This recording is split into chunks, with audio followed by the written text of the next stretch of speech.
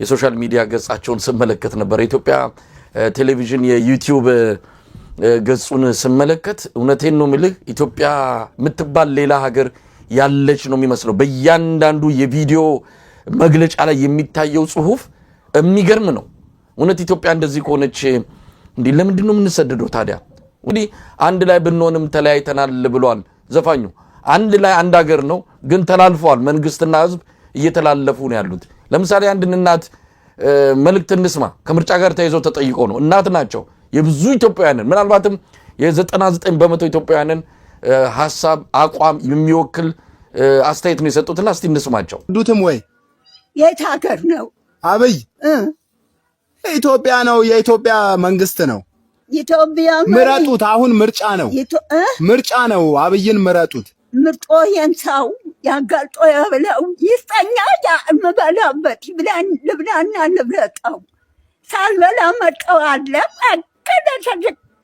ሳልበላ ሳልመርጠው መርጦ ይጋጠውና ይጠቅመው ይስጠኝ።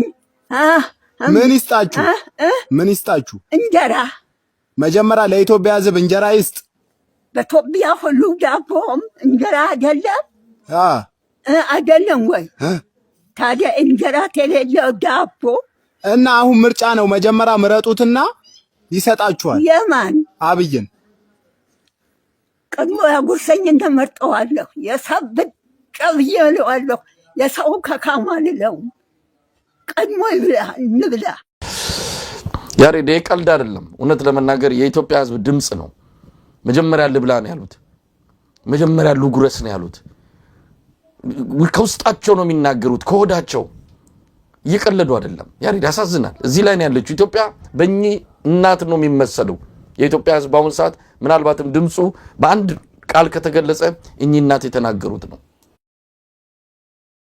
የሚገርም የእሳቸውንም አይቼዋለሁ። ግን ሌሎች አሁን በሚገርም ሁኔታ ማአት ሰዎች እየወጡ እየተራብን ነው፣ ሰርተን ውለን ነው የምንመጣው፣ ደሞዝ አለን፣ ደሞዛችን ከቤት ኪራይ አያልፍም፣ ሌላ ተጨማሪ ስራ መስራት አልቻልንም፣ ልጆቻችንን ምግብ በስነ ስርዓት ማብላት አልቻልንም፣ ትምህርት ቤት መላክ አልቻልንም፣ የትምህርት ቤት ክፍያ ጨምሯል፣ የቤት ኪራይ ጨምሯል።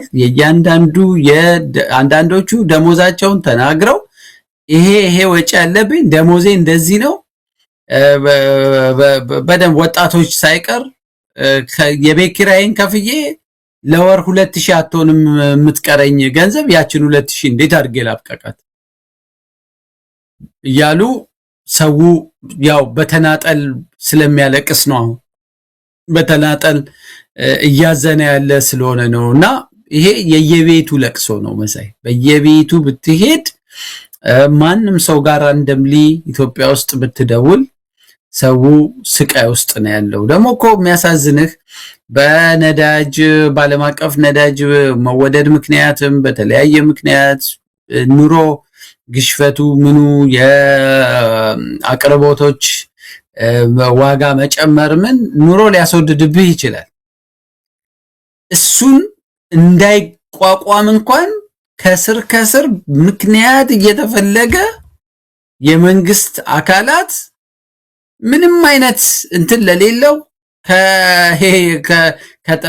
የግርግዳ ግብር፣ የጣራ ግብር፣ የምናምን ግብር እየተባለ ሹፌሩ ያማርራል፣ ነጋዴው ያማርራል፣ የወር ደሞዝተኛው ያማርራል። ከደሞዛቸው ላይ በተለይ ትንሽ ከአዲስ አበባ ወጣ አካል ለየአካባቢው ሚሊሻ፣ ለጸጥታ አስከባሪ፣ ለምናምን እየተባለ ሳይፈቅድ ከደሞዙ ላይ የሚቆረጥበት ገንዘብ ልነግርህ አልችልም።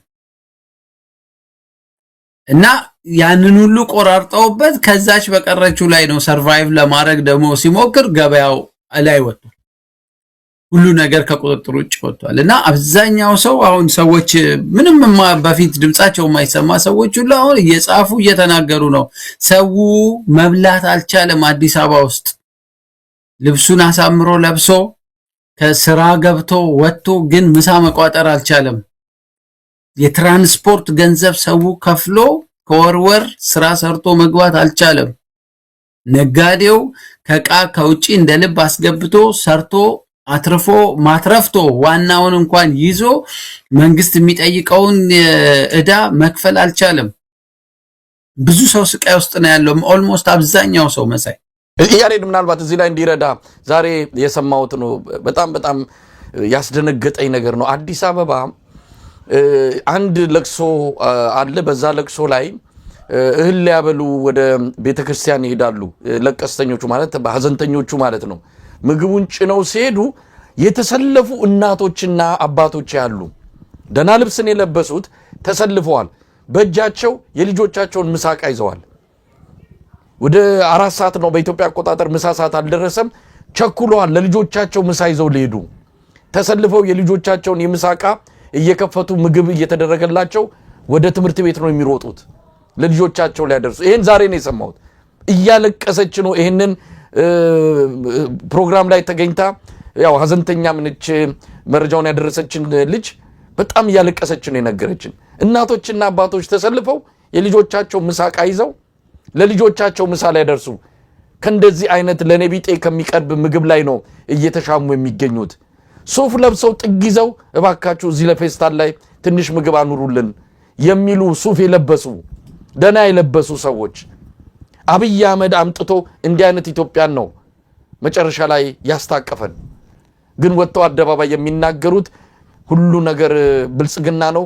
የሚናገሩት ነገር እንግዲህ እየሰማን ነው። የንቀታቸው ብዛት ደግሞ እንዲህ እየበደሉት እንዲህ እያስራቡት ጠግባቸዋል፣ በደንብ ተመችቷቸዋል እያሉ በአደባባይ መሳለቃቸው ደግሞ የሞት ሆኖ ነው የሚታየው። ያሬድ መሳይ ከ2 ዓመት በፊት እኮ ነው